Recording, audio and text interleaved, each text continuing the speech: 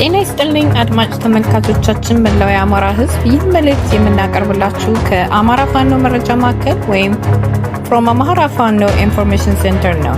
መልእክቶቻችንንም እንደሚከተለው እናቀርብላችኋለን። መልካም ቆይታ። ሰላም ጤና ይስጥልኝ የአማራ ፋኖ መረጃ ማዕከል ቤተሰቦች በያላችሁበት ሰላማችሁ ይብዛ። ሰሞንኛ መረጃዎችን ይዘንላችሁ መተናል። ፋኖ ሚዲያዎች ነን።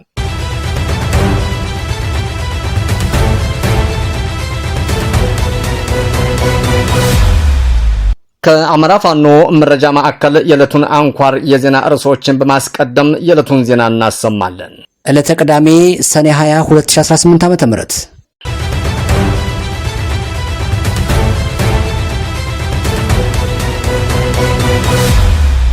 የሸዋ ጠቅላይ ግዛት አሳምነው እዝ የውስጥ አንድነቱን አጠናከረ። ታሪካዊ የመርሃቤቴ አውራጃ የውይይት መድረክም በስኬት ተጠናቀቀ።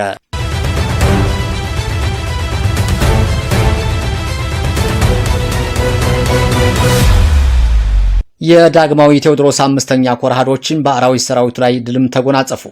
ውድ የአማራ ፋኖ መረጃ ማዕከል አድማጮቻችንና ተመልካቾቻችን የዕለቱን ዝርዝር ዜናዎች በሚከተለው መልኩ ስለሚቀርቡ እንድትከታተሉን እንጋብዛለን።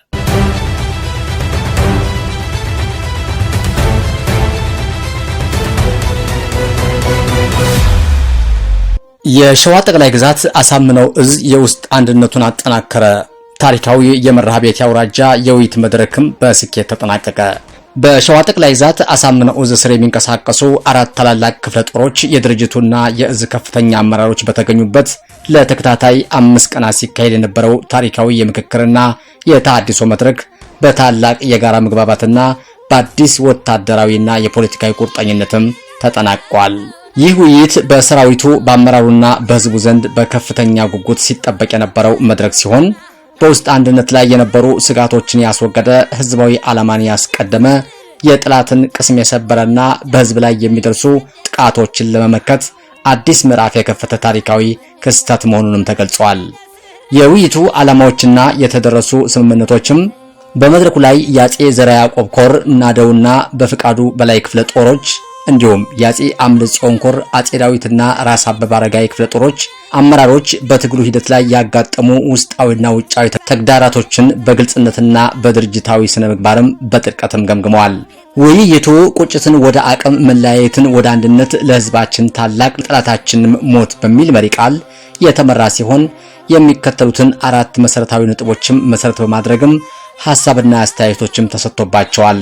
አንደኛ፣ በትግሉ ላይ ከጎጥነት በጠራ የውስጥ አንድነትና ጓዳዊነት አስመልክቶ ከየትኛውም አይነት ወንዛዊ አስተሳሰብና አመለካከቶችን በመራቅ በጋራ ዓላማ ላይ ብቻ በማተኮር በጠንካራ የሸዋ የውስጥ አንድነት ቀጣይ ዓላማውን ጠንቅቆ የሚያውቅና ለወጣለት ዓላማ የሚተጋ ሰራዊትና አመራር በመፍጠር በአንድነት በመተባበር ጠላታችንን ቅስሙን መስበር ይገባናል። ይህ የአንድነት መንፈስም እስከ ሰራዊት አባልና ህዝብ ድረስ እንዲሰርጽም በትኩረትም ይሰራል ተብሏል። ሁለተኛ፣ ህዝባዊ ወግንናና በደልን በተግባር መካስን አስመልክቶ ትግሉ ያለ ህዝብ ሙሉ ድጋፍና ተሳትፎ ስኬታማ ሊሆን እንደማይችል በመገንዘብ ባለፉት ጊዜያት የተፈጠሩ ክፍተቶችን፣ በህዝብ ላይ የደረሱ በደሎችን በተግባር በመስራትና ህዝብን በታማኝነት በማገልገልም ለመካስም ቃል ተገብተዋል። ሶስተኛ፣ የእዝ ሰንሰለትን ማክበርና ብልሹ አሰራርን መታገል፣ ማናቸውም ብልሹ አሰራሮችንና መርህን ያልጠበቁ አካሄዶች በድርጅታዊ አሰራር መስመር እንዲይዙ አቅጣጫ ተቀምጧል። የእዝ ሰንሰለትን በአግባቡ ጠብቆ የተሰጠውንም ግዳጅ በብቃት በመወጣትና ማንኛውም አፍራሽ ተግባራትም በወቅቱ ማረም የሁሉም አመራርና የሰራዊት አባል ግዴታ መሆኑን ተረጋግጧል። አራተኛ፣ ትግሉ ፖለቲካ መርህ ትጥቅ ትግል እንደመሆኑ መጠን ወታደራዊ ብቻ ሳይሆን ሰፊ ፖለቲካዊና ህዝባዊ መሰረት ያለው በመሆኑ በሰራዊቱ ውስጥ ጥልቅ ግንዛቤ በመፍጠርና የወደፊት የግዳጅም አፈጻጸሞችም የእዝ ሰንሰለትን በጠበቀ መልኩም በተናበበ በተቀናጀና ስልታዊ በሆነ መንገድ እንዲመሩና የህዝብ አደረጃጀቶችንም በሚገባ ተሰርተው እዙ የሚያወርደውን ጥልቅ ስልጠና በመስጠት ህዝብን ሊያረኩ የሚችሉ ስራዎችን በመስራት እንዳለባቸውም ስምምነት ላይም ተደርሷል። በመድረኩ ማጠቃለያ ላይ የክፍለ ጦር አመራሮች እንደገለጹት ይህ የ5 ቀን ሰፊ የውይይት የህዝብና የሰራዊቱ ዘንድ የነበሩ ጥያቄዎችን የመመለስ ልዩነቶችን ያረመና መጠራጠሮችን በማስወገድ ፍጹም ወንድማማችነትን ያጠናከረ በመሆኑ ለመሪ ድርጅታችንም ሆነ ለሸዋ ጠቅላይ ግዛት አሳምነው እዝ አመራሮችና ህዝብ ኩራት ነው ብለዋል። የመሪዎቻችን የጀግናው ሰራዊታችንና የህዝባችን ሞራል ከመቼውም ጊዜ በላይ የገነባና በትግሉ ላይ የሚነሱ ብዥታዎችን ያጠራ በመሆኑ እየደረሰ ያለውንም የጥፋት እርምጃ በመስበር ወደፊት ለመግፋት ዝግጁ ነን። ከአንድነት ከእርቅና ከህዝብ ጥቅም ውጪ ሌላ ምርጫ የለንም በማለትም ሐሳባቸውንም ገልጸዋል። በመጨረሻም የመድረኩ መሪ አመራሮች በአስተያየታቸው እንደ አማራ የውስጥ አንድነታችን ማጥበቅ ጥያቄዎችን ሁሉ ተቋማዊ በሆነ መንገድም በማቅረብና በመፍታት ሁልጊዜም አይናችሁም ልባችሁም ትግሉ ላይ አድርጉ ያሉ ሲሆን እኛም ለሚጠየቁ ጥያቄዎች በየደረጃው ምላሽ በመስጠትና ለህዝብና ድርጅታችን የገነባነውን ጽኑ ቃል በመጠበቅ የጀመርነውን ህልውና ትግል ከግብ እናድረሳለን በማለትም ስብሰባውን አጠናቀዋል።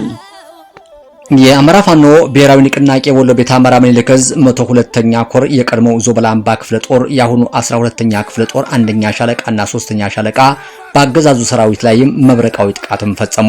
የ102ኛ ኮር የጥንካሬ ምልክት የሆነው የ12ኛ ክፍለ ጦር ሰኔ 18 2018 ዓ.ም በተለያየ አቅጣጫ የመጣውን የአገዛዙ ሰራዊት ቀለበት ውስጥ ማስገባትም ደምሰውታል።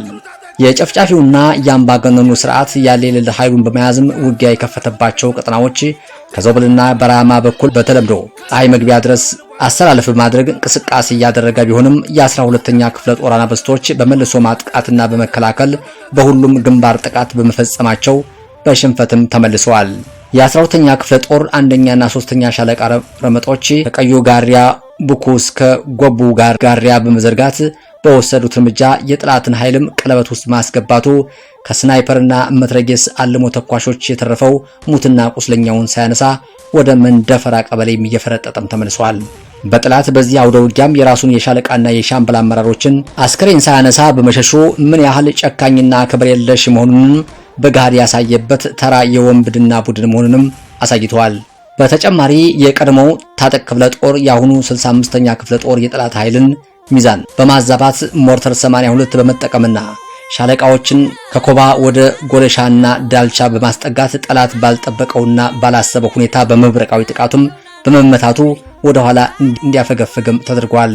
የወገን 65ኛ ክፍለ ጦር ረመጦችም ጠላትን እንዳንቀሳቀስ በማድረግ ከሀብሎ መንደር እስከ ጎቡ ጋሪያ በመዘርጋት ዋጋ አስከፍለውታል።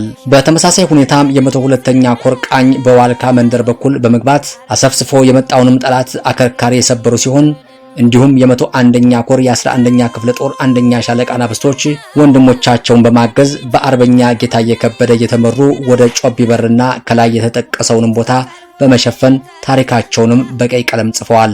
ጠላት 3 መድፍና 1 ዙ 23 እንዲሁም 120 ሞርተር በማሰለፍ ሆርማትና መንደፈራ ከባድ መሳሪያ በማስወንጨፍ ሙሉ አቅሙን የተጠቀመ ቢሆንም የ102ኛ ኮር ክንደ ብርቶቹ መቋቋም ባለመቻሉ ካለበት ቦታ እንዳይንቀሳቀስ ማድረግና የገባውንም ኃይልም እንዳይወጣም አድርገውታል። በመሆኑም የጠላት ግትልትል ሰራዊት በሁሉም አቅጣጫ ወደ ኋላ በመመለስ ወታደራዊ መረጃና ኦፒ የሌለው የብልጽግና መራሹ አምባገነኑ ስርዓት በግምትና በቸልተኝነትም የከባድ መሳሪያ ድብደባ ማድረግ በአማራ ሕዝብ ላይ በአዲስ ቅኝና በጃሮታ ቀበሌዎች ላይ ግብሩ የሆነውንም ጦርነቱ የማይመለከታቸው 4 ሲቪል አርሶ አደሮችም ህይወት ቀጥፈዋል።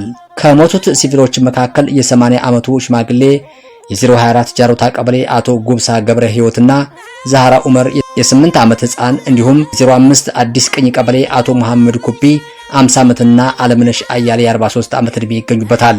የአንድ ቤተሰብ አባላት የአቶ ጉግሳ ገብረ ህይወት ልጅ ድረብ ጉግሳ ሙሉ ቢሰጠኝ እንዲሁም የአቶ መሐመድ ኩቢ ባለቤትና ልጆች በሙሉ ከፍተኛ ቁስለኛ በመሆንም በሞትና በህይወት መካከል ይገኛሉ። በመጨረሻም በዛሬው ዕለትም በ12ኛ ክፍለ ጦር በዚህ አውደ ውጊያ የተገኙ የጥላት ንብረትና ኪሳራ በዝርዝር እንደሚከተለው እንገልጻለን። ኤኬ ክላሽንኮፍ መሳሪያ 28፣ የክላሽ ጥይት ተተኳሽ 670፣ የመትረጌስ ጥይት ተተኳሽ 1834፣ የብሬን ሸንሸል 6፣ የዲሽቃ ጥይት ተተኳሽ 434፣ አይኮም 1፣ ወታደራዊ ሻንጣ 38፣ ሬንኮት የዝናብ ልብስ 42፣ ወታደራዊ የውሃ ኮዳ 32፣ ኤፍ1 ቦምብ 18፣ የተደመሰሰ የጥላት ሰራዊት 89፣ የተማረከ የጥላት ቁስለኛ ሰራዊት 60 በመሆን የኮሩ ህዝብ ግንኙነት መምሪያ መረጃውን ማድረሶናል። የዳግማዊ ቴዎድሮስ 5ኛ ኮር አሃዶችን በአራዊት ሰራዊቱ ላይ ድልም ተጎናጸፉ። ከአርባያ ከተማ ወደ አይሰ ጎሽጎ የኮሩን አሃዶች ለማፈን የተንቀሳቀሱ አራዊት ሰራዊትም መንገዱ እንዳሰበው አልሆነለትም። ቀድሞ መረጃ የደረሳቸው ተናዳፊ አናብስቶቹ ካሰቡት በላይ ሳይደርስ አርቢት የተባለ ቦታ ላይ ደፈጣ በመጣል እየተከታተለ በመጣው የአብይ ዙፋን ጠባቂ ሰራዊት ላይ ድንገተኛ ጥቃት በመክፈትም እና በፍጥነት ወደ ማጥቃት በመግባት በሚገባው ቋንቋ ያናገሩ ሲሆን የክንደ ነበልባሎቹ ምት መቋቋም ያቃተው ግትልትል አራዊት ሰራዊትም እስከመጣበትም አርባያ ከተማ ድረስ ሲያሮጡትም አምሽተዋል።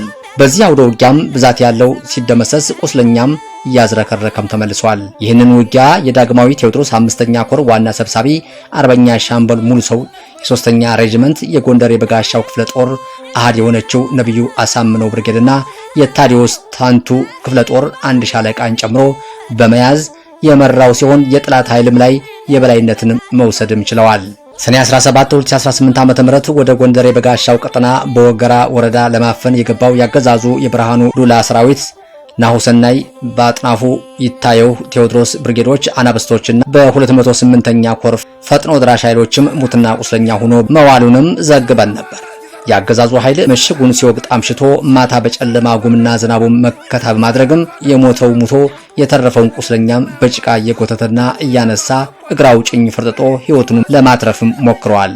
በዚህ አውደ ውጊያም ያገዛዙ የብርሃኑ ዱላ ሰራዊትም በአምቡላንስ እስከ እኩለ ሌሊት ቁስለኞችን ወደ ዳባት፣ አምባ ጊዮርጊስና ጎንደር ሆስፒታሎችን በማመላለስ ህይወት ለመታደግም ቢሞክርም ከወደቁ በኋላ መፈራገጥ ሆኖበት ሰኔ 18 2018 ዓ.ም ጎንደር ሆስፒታል ለህክምና ከገቡ 33 ባንዳዎች መካከል 21ዱ አምባ ጊዮርጊስ፣ 2ና ዳባት ሆስፒታል፣ 4 በድምሩ 27 ቁስለኞች ላይመለሱም አሸልበዋል። አሁን ላይ በጎንደሬዎች ጠንካራ ምት 3ቱም ሆስፒታሎች በብርሃኑ ጁላ አሽከሮች ሞልተዋል። ይህ ምስክርን ያየ ደም አመላለስም ይሉሃልም ይሄ ነው።